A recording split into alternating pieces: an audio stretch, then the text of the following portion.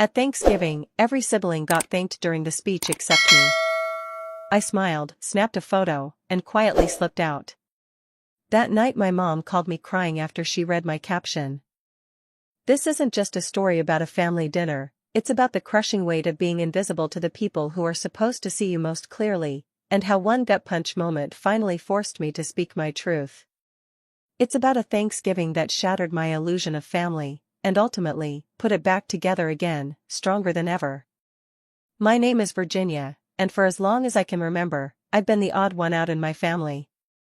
Picture this, 5 kids, and I'm smack dab in the middle. There's Marcus, the golden boy, 35, a doctor married to his college sweetheart. Then there's me, 32. After me, the twins, Jessica and Jennifer, 29, both fierce, successful lawyers. And finally, our baby brother, David, 26, already a senior marketing manager at a Fortune 500 company. Growing up, while they were racking up academic awards, sports trophies, and leadership roles, I was lost in my own worlds. My afternoons were filled with stories I wrote, canvases I painted, dreams of becoming an author. My parents, well, they weren't exactly cheerleaders. They'd nod politely when I shared a new short story, then immediately pivot to Marcus's latest medical achievement or the twins' debate team victories. After college, it only got worse. My siblings were climbing corporate ladders, making serious money. I was a freelance writer, scraping by, working on a novel that felt like it would never see the light of day, supplementing my income with odd jobs. My family? They'd either suggest I get a real job or outright dismiss my passion as just a hobby. Then, 3 years ago, something incredible happened. I finally finished my novel. A psychological thriller. I poured every ounce of my soul into that book. After endless rejections, a small but reputable publishing house picked it up. The advance wasn't life-changing, but it was validation. Someone believed in me. The book came out quietly, no big fanfare, but I was bursting with pride. I told my family. Their reactions? Lukewarm, at best. Mom said, "That's nice, honey," in the same tone she'd use for organizing my sock drawer. Dad just nodded and asked if it would be at the library. Marcus patted my shoulder. "Good for you, Virginia. Maybe now you can start thinking about a stable career." The twins exchanged a look that screamed, "She's still playing pretend." David was on his phone, barely registering. But I didn't let them dim my excitement. My book slowly started to gain traction. Word of mouth, social media. Readers connected with it. Book clubs, bloggers, small bookstores. Then, 6 months later, it happened. My book was nominated for the Edgar Award. The Edgar? One of the most prestigious awards in mystery writing. I was in shock. I called my parents, sobbing with joy, trying to explain what this meant. This was like an Oscar nomination for a writer in my genre. It was validation from my peers, from the industry. My work mattered. Mom's response? "Oh, that's wonderful, sweetheart. Hey, did I tell you Jessica just made partner at her firm?" That should have been my first real warning. But I brushed it off. They just don't understand my world, I told myself. 2 months later, I didn't win the Edgar, but something even bigger happened. My book hit the New York Times bestseller list. Number 7 on the hardcover fiction list. I was officially a best-selling author. I drove to my parents' house that day, newspaper clutched in my trembling hands, my book listed alongside authors I'd admired my entire life. Dad opened the door, and before I could even speak, he launched into a story about David's promotion. When I finally managed to interrupt and show them the list, Mom glanced at it. "Oh, how nice. You know, Mrs. Henderson from down the street also had a book published recently. Maybe you two should compare notes." Mrs. Henderson had self-published a cookbook. It wasn't even comparable. I bit my tongue. The real kicker came a month later. My book was optioned for a Netflix series.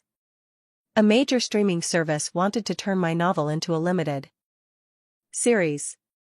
The option payment alone was more than I'd made in the previous 3 years combined. And if it got made, I'd be set for life.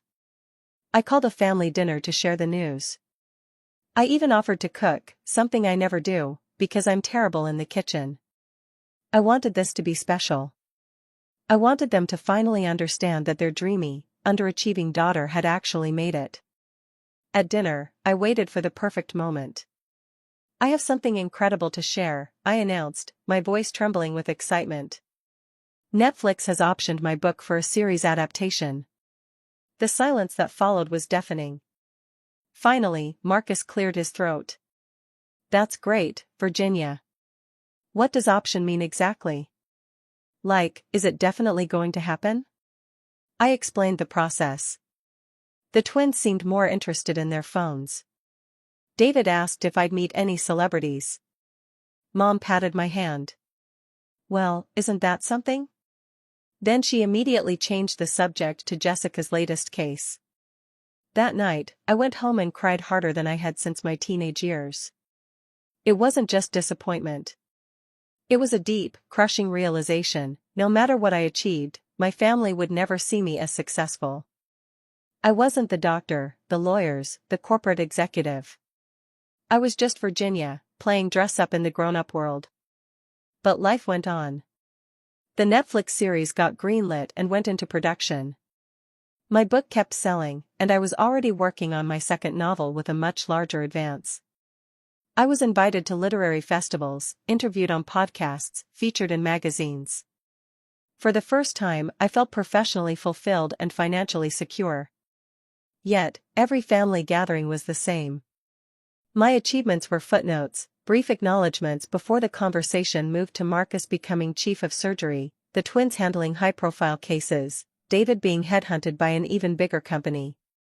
These updates were shared with pride, discussed in detail, celebrated with genuine enthusiasm. Meanwhile, my Netflix series premiered to critical acclaim and strong viewership. It trended on social media. It spawned fan theories. Did my family watch it? Mom mentioned she tried but got confused by the twists. Dad had recorded it but hadn't found time. My siblings had various excuses: too busy, not into thrillers, planning to binge it later. This brings us to Thanksgiving. It's an annual tradition at Mom and Dad's. This year felt different for me, though. I was riding high. My series had just been renewed for a second season, and I'd signed a 3-book deal that would set me up for the next decade. I arrived early to help. Mom, bustling in the kitchen, handed me the simplest task: arranging store-bought dinner rolls. I didn't mind. Cooking isn't my forte. As the day went on, my siblings arrived, and the familiar dynamics settled in. Marcus regaled everyone with hospital stories. The twins discussed legal victories. David showed off photos from Tokyo. I listened, smiled, contributed when I could. But mostly, I observed. Then, at dinner, Dad announced he wanted to make a speech. This wasn't unusual. Dad loves his Thanksgiving speeches. But this year, he said he wanted to acknowledge each of his children individually. My heart actually leapt. Maybe this would be different. Maybe he'd finally see me. Dad started with Marcus, praising his dedication to saving lives, his leadership, what an incredible father and husband he was. Marcus beamed, everyone applauded. Then the twins, celebrating Jessica's work defending the underprivileged, Jennifer's success in corporate law. He spoke of his pride in daughters changing the world. More applause. For David, Dad's voice warmed, detailing his business acumen, his rapid rise, his marketing innovations. David grinned, raising his glass. Then Dad paused. He looked around the table. I'm so grateful for all of my successful children and the pride they bring to our family name. And that was it. He sat down and began carving the turkey. I sat there, fork halfway to my mouth. I waited. Surely, he just paused for dramatic effect. Surely, my acknowledgement was coming next. But no. The conversation moved to Mom's cooking, then Christmas plans. I felt like I'd been slapped. Not just forgotten, but actively excluded from the list of children he was proud of. I wasn't successful. I didn't bring pride. I was invisible. For a moment, I considered speaking up. Imagined interrupting the polite chatter. What about me, Dad? What about your daughter who wrote a best-selling novel and got a Netflix deal? But I could already see their uncomfortable faces, the awkward silence, the way they'd make me feel dramatic or attention-seeking. Instead, I did what I always do. I smiled. I nodded. I complimented Mom's stuffing and asked David about his projects. I played my role as the agreeable middle child. But inside, something had shifted. A door that had been slowly closing over years of dismissals finally slammed shut. As the evening wound down, I helped clear the table, washed dishes. I hugged everyone goodbye, promising to see them soon. The picture of a loving daughter and sister. Just before leaving, I suggested a family photo. For my Christmas cards, I chirped. Everyone gathered around the table. I set up my phone on a timer and rushed to join them. The photo turned out perfectly. We all looked happy. Grateful. The ideal American family. Dad's arm around Mom. Marcus with his wife and kids. The twins flanking David, all grinning. And there I was, right in the middle, smiling as if I belonged. I posted that photo to Instagram that night. And here's the caption I wrote, mentally composing it the entire drive home: Thanksgiving 2024, with my family. So grateful for everyone in this photo. And today, my dad gave a beautiful speech thanking God for all his successful children who bring pride to the family name, his doctor son who saves lives, his lawyer daughters who fight for justice, and his marketing executive son who's changing the business world. What a blessing to be surrounded by such accomplished people. Some of us may not be acknowledged, but we're thankful just to be here. Hashtag family, hashtag Thanksgiving, hashtag grateful, hashtag blessed, hashtag invisible child, hashtag best-selling author, hashtag Netflix series, hashtag grateful anyway, and in my bio? Best-selling author. Netflix series creator. Currently invisible at family dinners. Then I went to bed, utterly drained. I woke up the next morning to my phone buzzing relentlessly. The post had exploded. Thousands of likes, hundreds of comments, dozens of shares. People were tagging friends, sharing their own stories of family dismissal. Outrage on my behalf. Comments ranged from "You are incredibly accomplished and deserve recognition," to "Your family should be ashamed," to "This happened to me too. I feel your pain." Even verified accounts from other authors and industry professionals chimed in, drawing more attention. But the most telling responses came from people who knew my family. Former classmates, family friends, neighbors. They were shocked. Many had no idea I was related to the author of the book they loved or the series they'd binged. Mrs. Peterson, who taught us all in Sunday school, commented, "Virginia, I had no idea you were the author of that wonderful book my book club read. Your parents must be so proud. I can't believe they never mentioned it." My high school English teacher wrote, "Virginia, I always knew you had incredible talent. You should be so proud." Even my siblings' friends and colleagues were commenting. A nurse from Marcus's hospital wrote, "Wait, Marcus's sister is S.M. Richardson? I love that book. How did he never mention this?" By noon, the post had been shared to Twitter, TikTok, and Facebook. Someone screenshotted it and posted it to Reddit, where it blew up in subreddits about family dynamics and career achievements. My story was resonating with millions who felt overlooked. My phone started ringing around 2 p.m. Mom. I almost didn't answer. Curiosity got the better of me. "Virginia," her voice was shaky, clearly emotional. "Virginia, honey, I just saw your Instagram post." "Oh, hi, Mom. How was your morning?" I said, feigning casualness. "Virginia, we need to talk about this post. People are saying things about us, about our family." I could hear Dad agitated in the background. "What kind of things are they saying, Mom?" They're saying we don't support you, that we don't appreciate your success, that we're bad parents. Her voice cracked, and I knew she was crying. And what do you think about what they're saying? There was a long pause. When she spoke again, it was barely a whisper. Virginia, I had no idea you felt this way. I had no idea we made you feel invisible. Mom, I said, my voice surprisingly steady. I've been a best-selling author for over a year. My book was turned into a Netflix series that millions watched. I've been interviewed in major magazines, invited to speak at universities. Last week, I signed a deal that will pay me more money than Marcus makes in 3 years. And yesterday, Dad gave a speech thanking God for all his successful children who bring pride to the family name. And he didn't mention me. Oh, honey. Her voice broke completely. I could hear her sobbing. Oh, Virginia, I'm so sorry. We're so sorry. Are you sorry that you hurt me? I asked, my voice cracking now. Or are you sorry that other people now know you hurt me? The question hung heavy in the air. Dad took the phone. Virginia, you need to take that post down right now. This is private family business and you're embarrassing us. There it was. Even now, caught red-handed, their primary concern was their image. Dad, I countered, I'm not embarrassing you. I'm telling the truth. You're airing our dirty laundry in public. Your mother is crying. Your siblings are getting calls from friends asking what's going on. This needs to stop. What needs to stop, I shot back, is you treating my career like it doesn't matter. What needs to stop is you acting like I'm not successful because my success doesn't look like what you expected. Virginia, be reasonable. We've always been proud of you.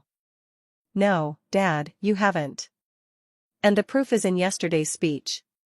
You thanked God for all your successful children, and I wasn't included. I could hear him struggling for words, probably realizing how his speech had sounded for the first time. We didn't mean. He started, then stopped. It wasn't intentional. That's almost worse, Dad. It means you don't even think about me when you think about success and achievement. Marcus called next, his voice tight with frustration. Virginia, what the hell is going on? My colleagues are asking me why I never mentioned my sister is a famous author. This is humiliating. I'm sorry you're embarrassed that your sister is successful, Marcus. That's not. I'm not embarrassed that you're successful. I just don't understand why you had to blast us on social media. I didn't blast anyone. I posted a family photo and told the truth about what happened. You made us look like, I didn't make you look like anything. I just documented what actually happened. The twins called together, their lawyer training evident. They tried to negotiate, suggesting I modify the post. When I refused, they shifted to veiled threats about defamation and family loyalty. David, surprisingly, was the most honest. Look, Virginia, I get that you're pissed, but this isn't the way to handle it. We're family. We should be able to work this out privately. We are family, David, which is why it hurts so much that you all treat my career like a cute hobby while celebrating each other's achievements. I don't think we do that. David, can you tell me the name of my book? Silence. Can you tell me what network my series is on? More silence. When did my book become a bestseller? Virginia, these are basic facts about my career. David, if I ask you about Marcus's position, or the twins' firms, or your company, you'd know all the details. But you don't know anything about what I do because none of you pay attention. By evening, my post had been picked up by online publications.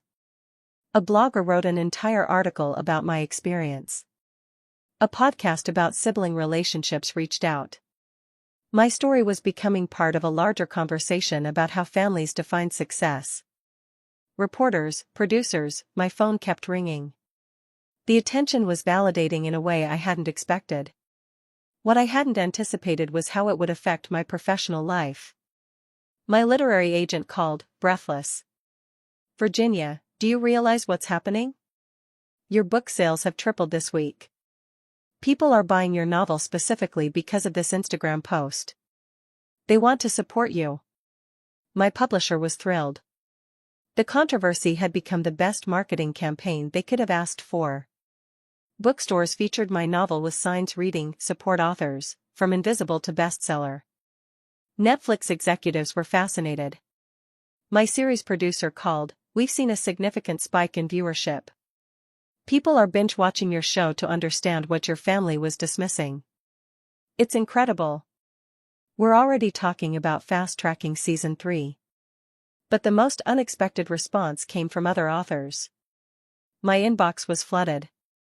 Debut novelists whose parents asked when they'd get real jobs.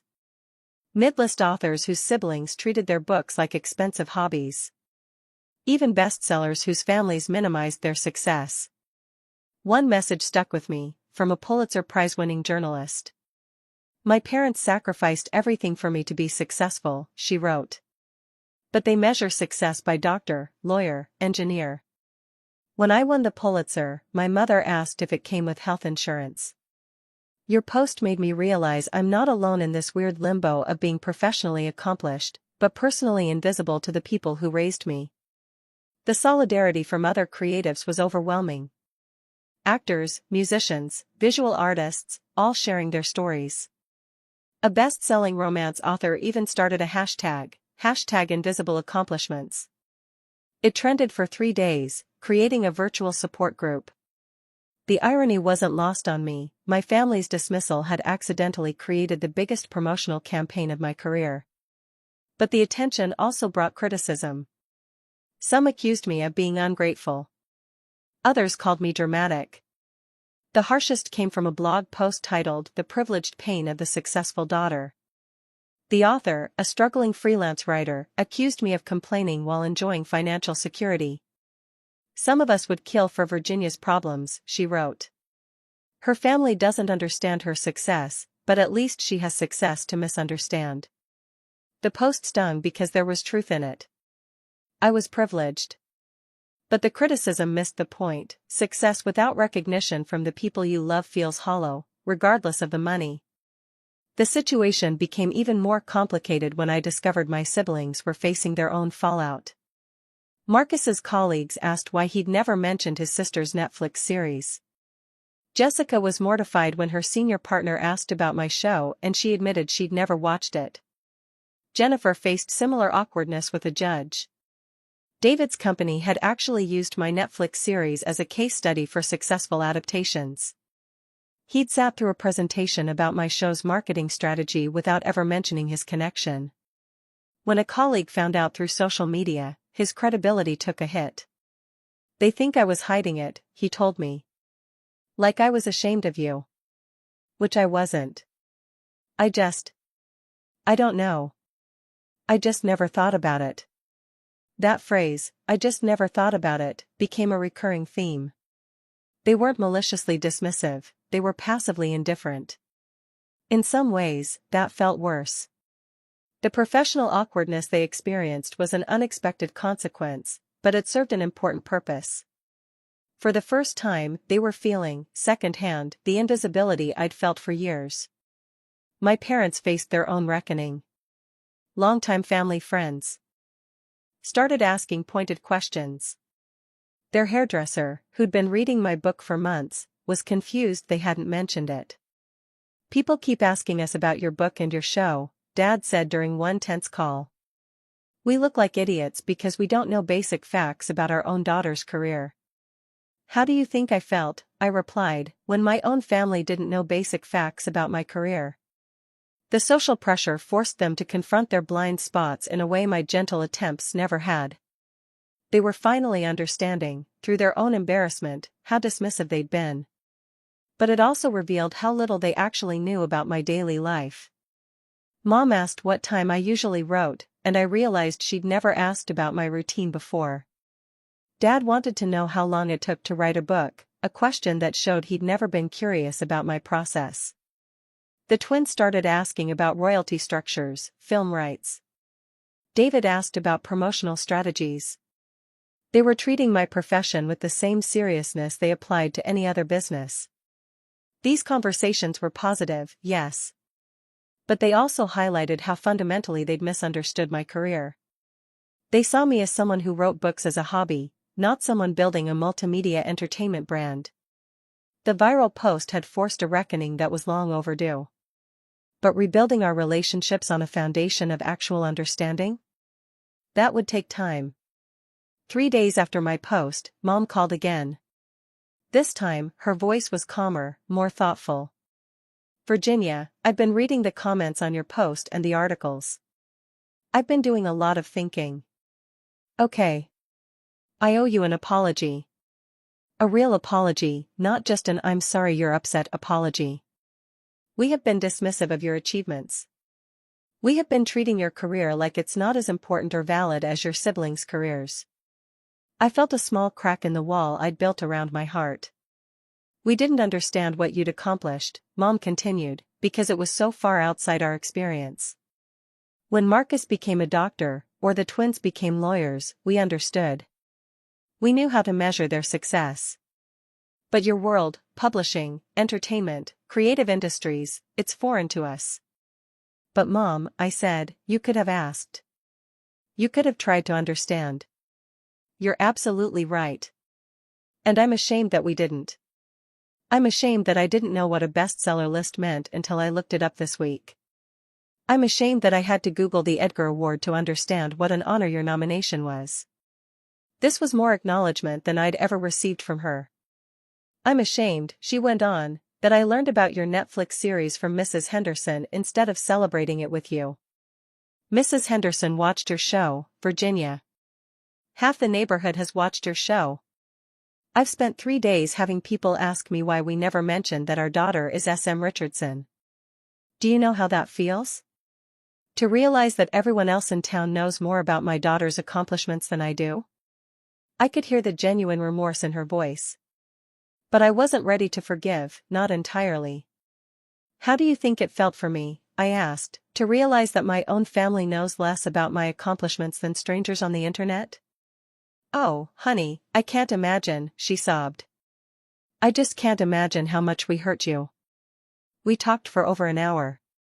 For the first time in my adult life, Mom asked detailed questions about my career. She admitted she'd always thought of writing as something I did for fun, not a legitimate profession. When you were younger, she said, you were always in your room, writing stories. It seemed like playing to us.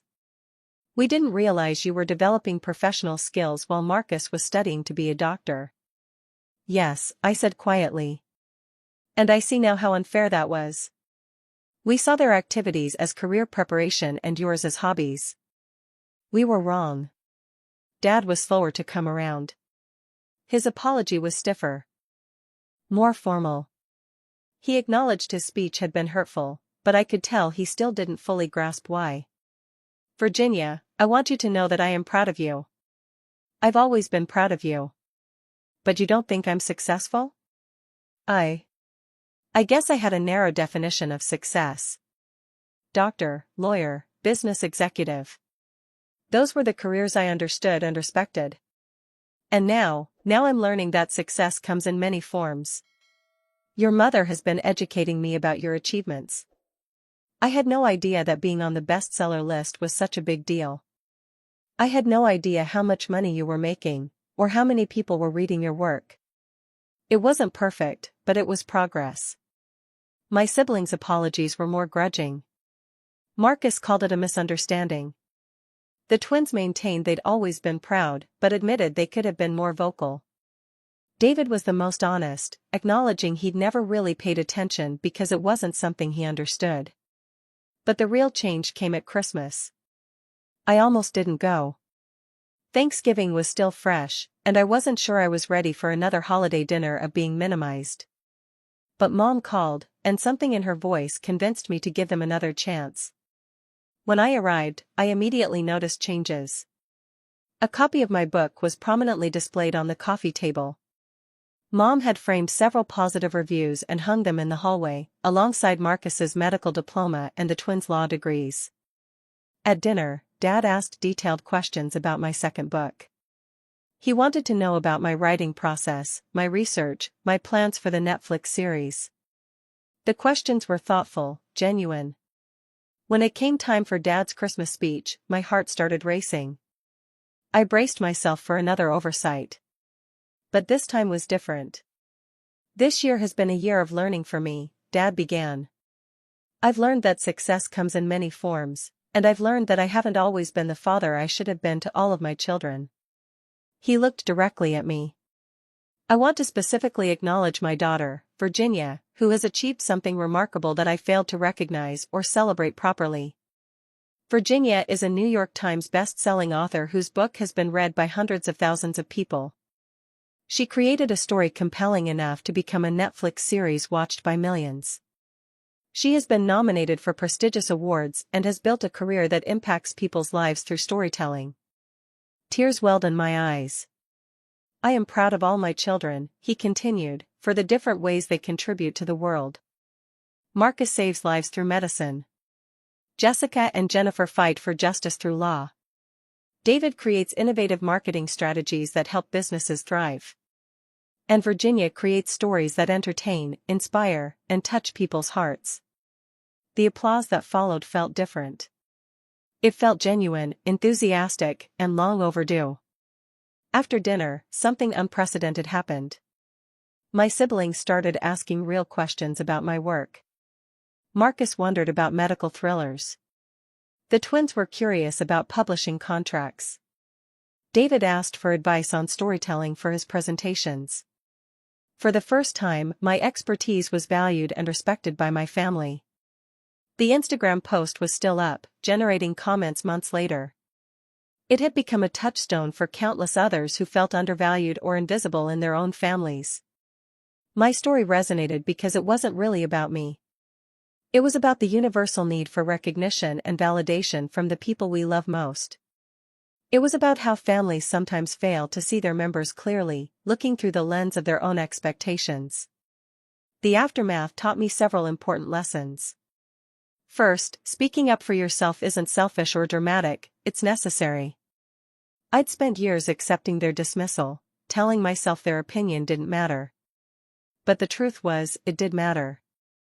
Not because my worth depended on their approval, but because family. Relationships work best when built on mutual respect and genuine support. Second, sometimes people need a wake-up call to recognize their blind spots. My parents weren't malicious, they were ignorant. They needed the shock of public embarrassment to examine their biases. Third, my experience was far from unique. Thousands of people responded, sharing their own stories. Family dynamics around success are complicated for many. Finally, authentic relationships require honesty, even when that honesty is uncomfortable. The months after my post were awkward, sometimes painful. But those difficult conversations led to stronger, more authentic relationships than we'd ever had. My second book was published 8 months later to even greater success. This time, my family's response was completely different. Dad pre-ordered copies for his friends. Mom organized a launch party.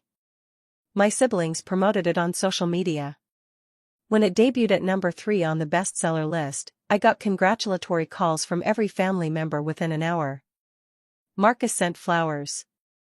The twins toasted me with champagne. David created a social media campaign. It didn't feel hollow or performative. It felt like genuine pride from a family who had finally learned to see and value my achievements. Looking back, I don't regret posting that Instagram caption. It was messy. It was public. It caused temporary pain for people I love. But it was necessary. Sometimes you have to burn bridges to build better ones. Sometimes you have to make noise to be heard. Sometimes you have to risk comfortable family dynamics to create honest ones.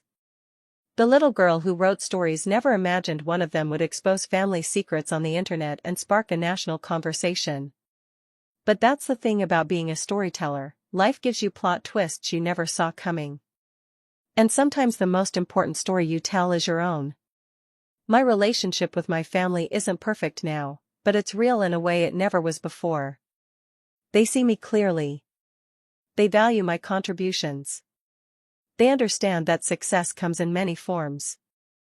And I've learned to advocate for myself, to expect the respect I deserve, and to never again smile and stay silent when I'm being overlooked or dismissed. That Thanksgiving photo is still on my Instagram, along with the caption that changed everything. I keep it there not as a reminder of the hurt, but as a testament to the power of speaking your truth, even when your voice shakes, even when it causes disruption, even when it forces everyone, including yourself, to confront uncomfortable realities. Sometimes the best revenge isn't elaborate plotting or calculated payback. Sometimes it's simply refusing to be invisible anymore, telling your story in your own words, and letting the truth speak for itself.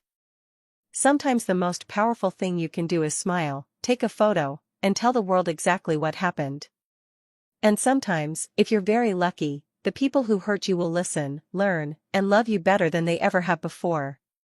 After the chaos settled, life found its rhythm again. But it wasn't the same rhythm as before. There was a new honesty in every interaction with my family, a mutual awareness of the years we'd spent misunderstanding each other. When Mom visited my apartment a few months later, she stood in front of my bookshelf, tracing her finger across the spines of the books I'd written. "It's funny," she said softly. "You've been building this world your whole life, and I only just started to see it." I smiled. Better late than never. She turned and looked at me, tears brimming. "You know, when I was your age, I wanted to be a photographer. I used to dream about traveling and capturing people's stories through pictures. But then life happened, and I told myself it was just a silly hobby." It was the first time she'd ever shared that with me. "Maybe that's why it was hard for you to understand what I do," I said gently. "You had to bury your own dream to make room for everyone else's." Mom nodded slowly. "Maybe so. But watching you chase yours, it's like I get to see a version of myself I never became." That moment, quiet, raw, and human, meant more than any public apology ever could. It was 2 generations of women finally understanding each other. Not just as mother and daughter, but as dreamers. Dad took longer to open up, but one night over coffee on their back porch, he said, "You know, I used to think success was about titles, something you could print on a business card. But now, I think maybe success is just doing something you love and being good enough at it that it helps other people." I smiled. "That's all I ever wanted you to see." He reached across the table and patted my hand. "Well, sweetheart, I see it now." And for the first time, I believed him. That Christmas, our family photo looked different. The smiles were the same, but the energy wasn't forced. The pride was mutual. And when Dad raised his glass for a toast, he didn't list our accomplishments. He just said, "To all of us, for learning how to see each other." The table erupted in laughter and clinking glasses. In that moment, I realized something beautiful. Forgiveness doesn't erase the past, but it gives the future a fighting chance. And for me, that was everything.